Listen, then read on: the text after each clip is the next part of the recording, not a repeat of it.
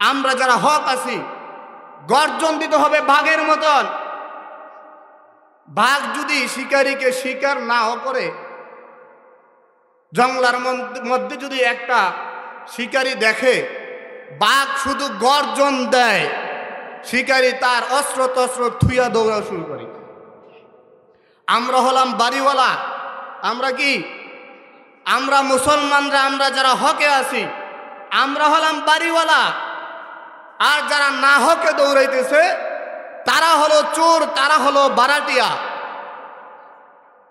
একজন গৃহস্থের ঘরে, একজন বাড়িওয়ালার ঘরে যখন চোর ঢুকে, ওই বাড়িওয়ালার একটা নাবালেগ শিশু বাচ্চা যার বয়স মাত্র 4 থেকে 5 মাস, ওই বাচ্চাটা যখন ঘুমের থেকে একটা অঙ্গানি মারে, চোরের ভিতরে নাড়িগুড়ি সব ফেস লেগে যায়, কারণ সে চোর। যদিও দেখা যায় আমরা সংখ্যায় কম, কিন্তু আমরা হলাম কি? বাড়িওয়ালা। আরে আপনারা যখন একটা অঙ্গানি দিবেন, বাড়িওয়ালা যখন অঙ্গানি দিবেন, যারা হকে আছে, যারা নবীজির সুন্নাত তরিকায় চলতেছে, যারা নবীজিকে মানতেছে, তারা যখন হকে থেকে একটা অঙ্গানি দিবে, সমস্ত বাতিল শক্তি বাগতে বাগতে দৌড়াইতে দৌড়াইতে বঙ্গোপসাগরে গিয়ে পড়বে ইনশাআল্লাহ। এজন্য সিংহের মতো গর্জন দিতে হবে মুসলমান। শাহজালাল ইয়ামানি রহমতুল্লাহি আলাইহি, উনি গৌর গোবিন্দকে শেষ করে দিয়েছিলেন এক রাত্রের ভিতরে। কিভাবে? ফজরের আজানের মাধ্যমে। আল্লাহু আকবারের ধ্বনিতে গৌর গোবিন্দর তখতে তাওস নাবুদ হয়ে গেছে, শুধুমাত্র আল্লাহু আকবারের ধ্বনিতে। মুসলমানের আল্লাহু আকবারের ধ্বনি এত কড়া, এত শক্তি। যাক, আল্লাহ রব্বুল আলামিন আমাদেরকে দুনিয়ায় পাঠাইছেন কয়েকটা দায়িত্ব দিয়া। আমি তো আপনাদের পরিচিত, প্রত্যেক জুমায় আমার বয়ান শোনেন, আর কি কমু। তারপরও যেহেতু এখন সময়টা একটু ভাঙ্গাচোরা সময়, অনেকেই খাবার খাইতে বাড়িতে গেছে, আমাদের বিশেষ বক্তা রুমে অবস্থান আছে, উনি খাবার দাবার খাইতে খাইতে আমি যতটুকু সময় আপনাদেরকে গুছাইয়া রাখতে পারি আর কি। আল্লাহ তাআলা যেন তৌফিক দান করেন, সকলে বলি আমিন। আল্লাহ রব্বুল আলামিন আমাদেরকে দুনিয়ায় পাঠাইছে আখিরি নবীর উম্মত বানায়া। এমন এক নবীর উম্মত বানাইছে ভাই, আল্লাহ রব্বুল আলামিন কালামুল্লাহর মধ্যে বলতেছে, ওয়ামা আরসালনাকা ইল্লা রাহমাতাল লিল আলামিন। হে নবী, আপনি রাহমাতাল লিল আলামিন, আমি রব্বুল আলামিন। আল্লাহু আকবার।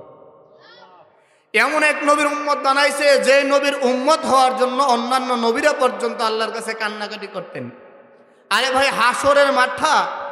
হাসরের মাঠের যখন করুণ পরিণতি হবে, কারোর পরনে কোনো কাপড় থাকবে না, জান্নাতের নারীদের সর্দারনি মা ফাতেমা রাদিয়াল্লাহু তাআলা আনহা, উনি আল্লাহর রসুলকে বলবেন, ইয়া রাসূলুল্লাহ, আব্বাজান, হাসরের মাঠে কারোর পরনে কাপড় থাকবে না, সবাই উলঙ্গ অবস্থায় উঠবে।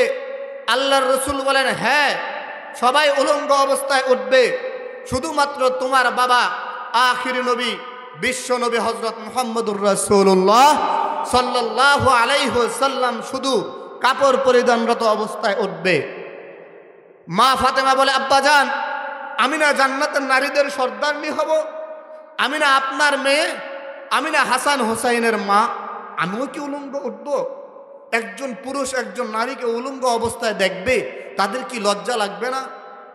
আল্লাহর রসুল ডাক দেয়া কয়, মারে, ওই অবস্থাটা এমন করুণ অবস্থা হবে রে মা, একজন লোক আরেকজনের দিক তাকাবে তো দূরের কথা, তার নিজের শরীরটার দিক, নিজের দেহটার দিকও তাকানোর সুযোগ পাবে না। শুধু আসমানের দিক তাকাইয়া, উপরের দিক তাকায় তাকায় বলবে, ইয়া নাফসি, ইয়া নাফসি, হে আল্লাহ আমাকে বাঁচাও, আমাকে বাঁচাও, আল্লাহ আমাকে বাঁচাও। অন্যান্য নবীদের কাছে দৌড়াইয়া যাবে, নবীদেরকে যায় দেখবে নবীরাও বলতেছে, ইয়া নাফসি, ইয়া নাফসি। চতুর্দিক দিয়া আওয়াজ আসবে, ইয়া নাফসি, ইয়া নাফসি। আমার আপনার নবী, আখির নবী, উভয় জাহানের নবী, সমস্ত ফেরেশতাদের নবী, সমস্ত ওলিয়া উলিয়াদের নবী, সমস্ত নবীদেরও নবী, আমার আপনার নবী আখিরি নবী রাহমাতাল লিল আলামিন আরশে আযমের নিচে সেজদায় পড়িয়া কাঁদবে আর বলবে, ইয়া রব্বি উম্মতি, ইয়া রব্বি উম্মতি, হে আল্লাহ আমাকে বাঁচাও, হে আল্লাহ আমার উম্মতকে বাঁচাও। চতুর্দিক দিয়ে মাইকে চাউন বাড়ান, চতুর্দিক দিয়ে যখন এই আওয়াজ আসবে, ইয়া নাফসি ইয়া নাফসি, স্রেফ এক জায়গা থেকে আওয়াজ আসবে, ইয়া উম্মতি, ইয়া উম্মতি। এরকম আওয়াজ আসার পরে সমস্ত নবীরা পর্যন্ত হতভম্ব হয়ে যাবে, কোথায় থেকে আওয়াজ আসতেছে। আরে সবাই যখন যার যার জান নিয়া পেরেশান, মা এসা বললে, সন্তানের কাছে যখন মা আসে, সন্তান বলে আমার কোনো মা বাবা নাই, চিনার পর অপরিচয় দিবে না, মা বাবার কাছে সন্তান যাবে, মা গো একটা নেক দাও, মা একটা নেক দাও। ও মা, দুনিয়ায় থাকতে তুমি না খাইয়া আমারে খাওয়াইছো গো মা, শীতের রাত্রে ঠান্ডা বিছানার মধ্যে তুমি শুইতা, আমি প্রস্রাব করতে করতে বিছানা ভিজাইয়া দিতাম, তুমি আমাকে ছোটবেলায় তোমার বুকের উপরে লইয়া আমার প্রস্রাবের মধ্যে তুমি ঘুমাইছো, আমারে কষ্ট পাইতে দাও নাই। আমি মশারি না টানায় ঘুমায়া গেছি, শীতের রাত্র অর্ধেক রাত্রে উঠা তুমি আমার মশারি টানা দিছো মা, আমার বিছানা বিছাইয়া দিছ, তোমার খাবারটা তুমি না খাইয়া আমাকে খাওয়াইছো। বাবাকে যায় বলবে, বাবা গো এত কষ্ট তুমি করেছো, মাথার ঘাম পায়ে ফেলাইয়া এত কষ্ট করিয়া আমাকে লালন পালন করছ, রাত্রেবেলা তুমি কাজ শেষ কইরা বাড়িতে আইসা একটা ফল কিনে নিয়ে আসতা, ওই ফলের রস আমারে খাওয়াইতা, আমার এত কষ্ট কইরা লালন পালন করলা। ও মা, ও বাবা, তাকায় দেখো, ওই যে তাকায় দেখো জাহান্নামের আগুন ধাও ধাও করিয়া জ্বলতেছে গো মা, ওই জাহান্নামের আগুনে আমাকে ফেলে দিবে, মাত্র একটা নেক দাও মা, একটা নেক যদি তুমি দিতে পারো, একটা নেকের কারণে আল্লাহ আমাকে জাহান্নামে ফেলে দিবে, একটা নেক দাও মা, একটা নেক দাও, আমি একটা নেক নিয়া জান্নাতে চলে যাই। মা ডাক দিয়া বলবে, বাবা রে তোমাকে আমি চিনি না, দুনিয়ায় আমার কোনো বিবাহই হয় না, আমার সন্তান আসবে কোথায় থেকে?